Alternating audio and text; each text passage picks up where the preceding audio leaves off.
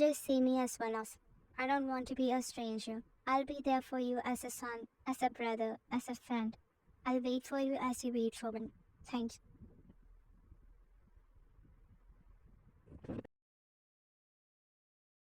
Everyone welcomed their new sponsor with applause. Everyone stood in line for a box of sweet and breakfast. He gave it to everyone with a full heart and a wide smile. He decided to spend some time with them to know their little details. So after talking to a few, he finally came to a woman who was in her 60s. How's the food, Mom? She was about to fill her mouth again but stopped as she heard him calling her mom. In no time her eyes began to well up. What happened? Why are you crying? Said because I called you Mom. She shook her head now keeping the food aside. It's been many years since I heard my own son calling me Mom. I'm glad you called me that except I remembered him when I saw you. He wiped her tears and held her hand over his. If you don't mind, and if you're sure it won't hurt you, can you tell me where your son is?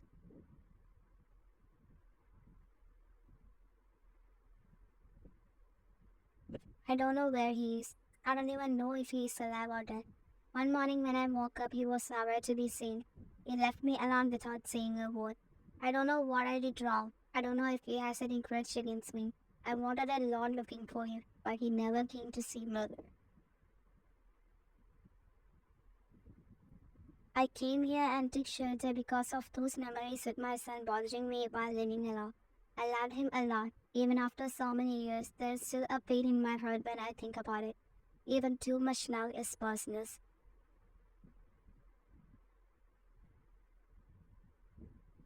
Those words of her took back to some old days that still haunt him years later. To the days when he had to leave the country without saying a word to the girl he loved. To those damn days when he had to hurt the girl who loved him more than he thought.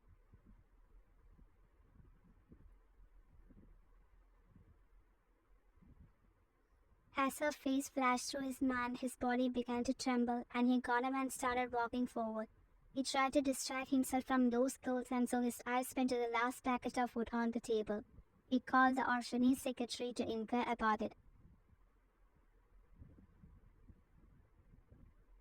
I arranged exactly 120 packets for people here, but there is still one left. It seems that the count has gone wrong. No, sir, you are not wrong anywhere. 120 is the correct number of people, and the 120th person has not eaten the food yet. That is why this packet is still here. Where is he? Not he. She. She is the only one who is very different from the rest here. No interaction with anyone. Does not eat together with anyone. All alone. Why? Whoever she meets today will be strangers for her tomorrow.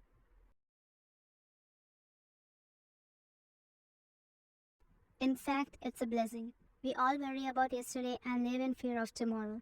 But she is free from everything. Oh, I really want to see her then. I'll take this food packet to her.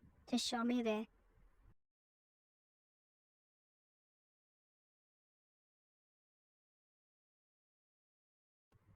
Look, she's here. She's always like this. He walked up to that girl who was back facing him along with the food packet. Excuse me, miss. She didn't immediately look back, so he waited for her only to witness the most heartbreaking moment of his life.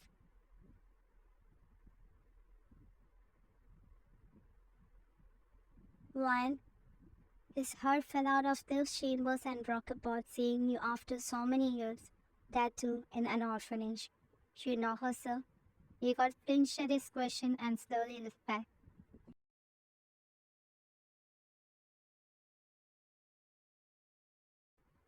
I know her, but why is she here? She had parents, she had everyone. Why did she end up like this here? And about her illness, tell me, I want to know what happened to her. As it would not be good for you to listen to any of their conversation. The secretary moved a little further away and he realized that and walked toward him. She truly loved Pachita, the biggest mistake in her life so far.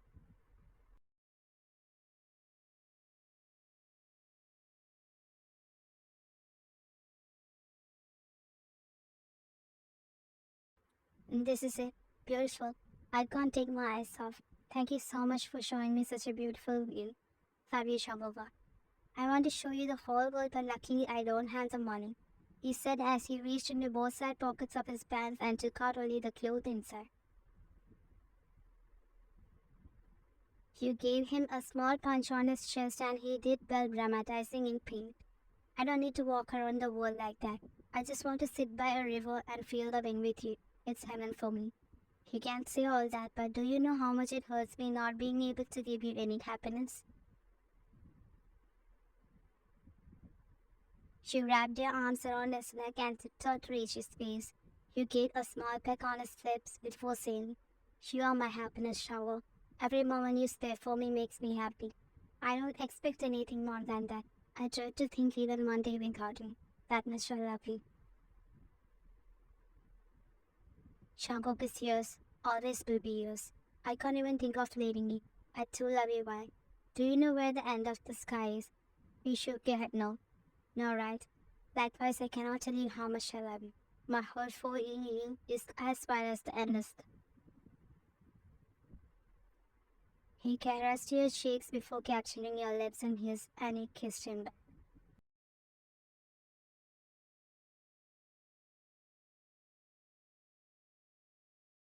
No, please don't stop. I can't stop wanting to sit with you on the sky. Shall we go? I still have time to spend with you. My parents are not home yet. They're not home? Then what about we spend the rest of the time inside, huh?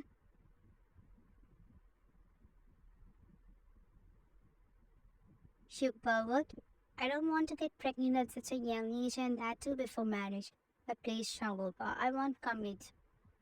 Look, while I want to take you on this bike without rest, but only if it was my bike. But it belongs to my friend. Don't I have a duty to return it within the set time? She made a sad bow, making him cup his cheeks. If I were ever on a bike, I will take you to the place you see, at the time you say it, no matter what. Promise. Now smile for me, my sweet cupcake. You smiled at him, making him proud of his words. Good girl. Now go inside. Don't forget to lock the door properly. Open the door only when your parents are back. I'm leaving now. I'll call you when I'm home, okay? He got off the bike a little, gave you a cute peck on your lips, leaving you a blushing mess.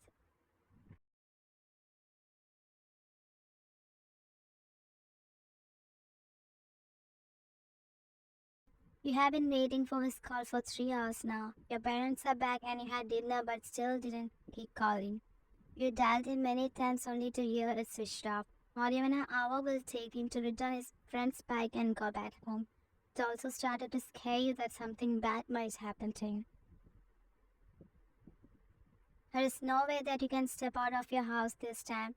It was a sleepless night for you. You felt like something heavy in your heart so you couldn't close your eyes. Today you realized that you're so impatient. Somehow you made it to the morning.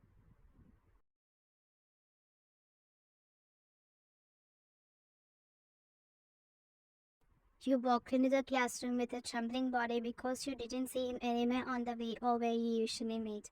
It was enough to make you weak if you didn't get to see him in the classroom too. Your lips began to curl after your eyes swarmed around the entire classroom. He was not there. You felt like darkness covering your eyes and you collapsed in front of the students.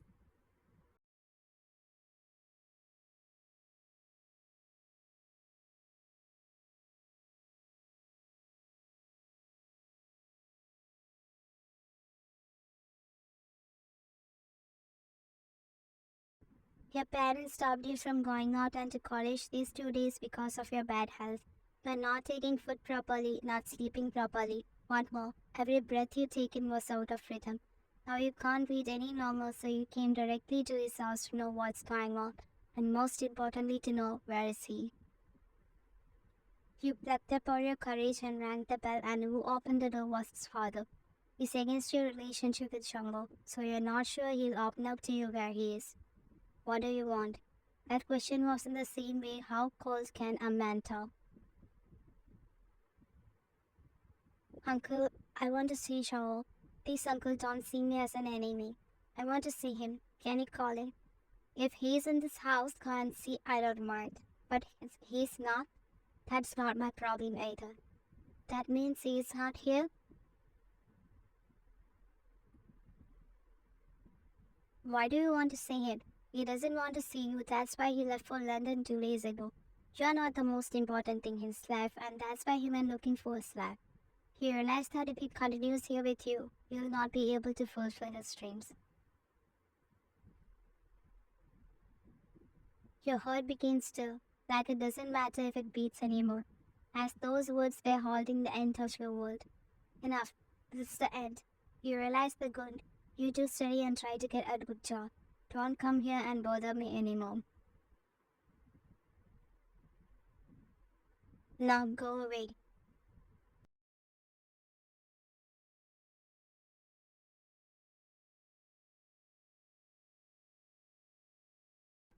Isn't that enough to break the heart of a person who loves sincerely and to make him a mental patient? That word hit Shangong like a thunder. Mental patient? Yes, her story is not limited to what I said earlier. It is even more pathetic.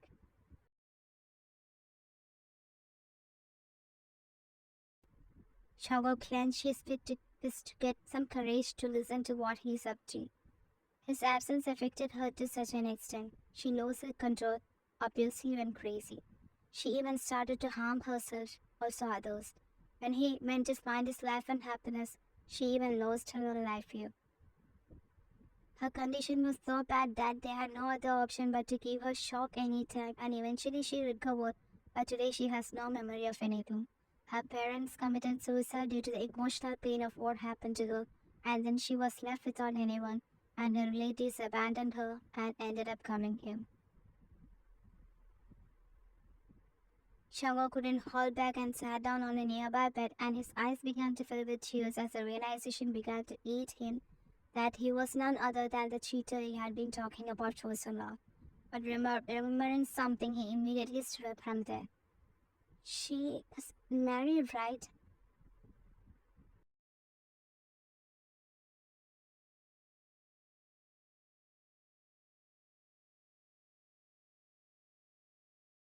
This is not going to happen, Dad. She even booked the ticket without saying a word to me, and now you're saying to pack my bags. What's all this? I'm a human, not a puppet. You will have a lot of regrets in your life for wasting such a golden opportunity. So do what I said. Dad, I'm not going to the nearby village. I'm going to London. How nicely you hide the matter from me and suddenly ask me to obey your orders. It was on purpose. If you know about this earlier, surely your girlfriend will also know this. She's enough to turn you away from this. She'll never stop me from having a good life like that. You're misunderstanding her. I don't care, Jumbo. Do you know how much I have struggled to get you a chance to study in that college with the help of many people? After that, you'll be able to assist your uncle and you will have a good future. What are you opposing? I just want to work in my own country. Even if it's a small job, I want to be happy. Are you sure you won't listen to me then? Shango stood silent. If so, my son, get ready to witness my death.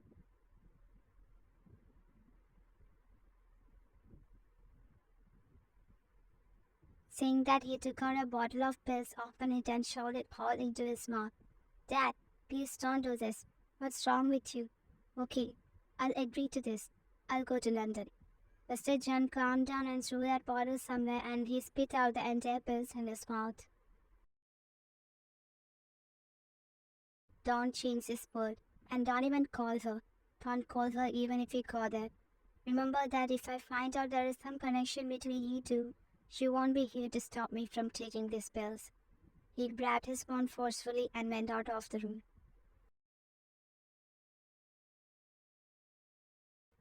Helplessly, he leaned against the wall. Tears were flowing from his eyes. His heart was aching at the thought that the promise he gave you until a while ago and the goodbye he bid would be his last.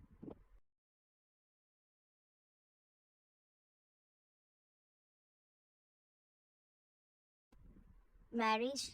No. Something like that has never happened in her life, and I don't know if it will ever happen. Because in today's society, no one would be willing to accept a girl with such an illness.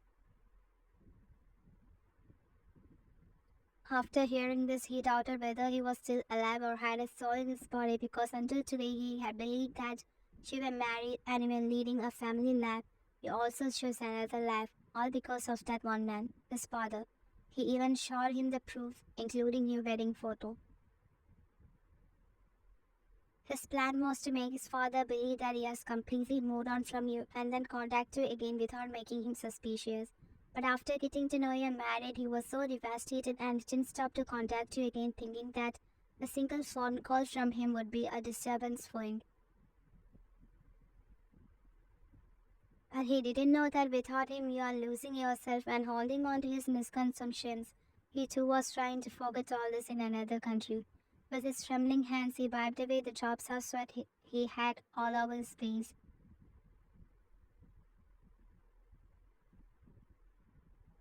Are you okay, sir? He nodded before he stood up from the bed slowly. I want to talk to her. I'm sorry, but can you wait outside? Of course, sir. Take your time. The secretary walked out of the room and he slowly made his steps towards it.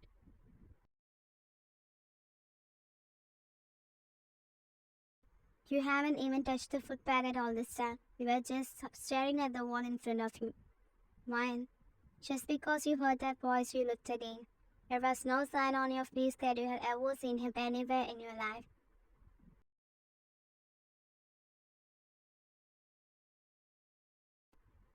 You, you don't remember me? Who are you?